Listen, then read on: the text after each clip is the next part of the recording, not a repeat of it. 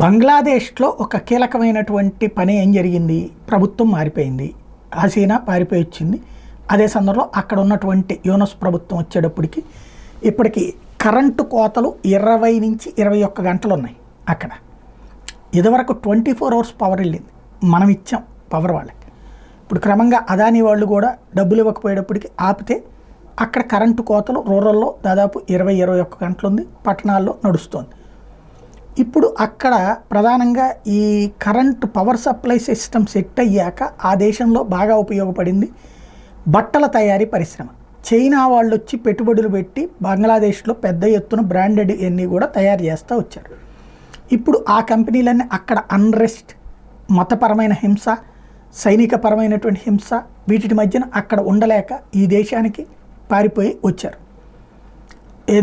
పారిపోయి వస్తున్నారు జనం. అదే సందర్భంలో ఈ పారిశ్రామికవేత్తలు కూడా భారతదేశంలోకి రావడానికి బారులు తీరుతున్నారు. తాజాగా ఉత్తరప్రదేశ్ లాంటి చోట్లన ఇది నడుస్తోంది.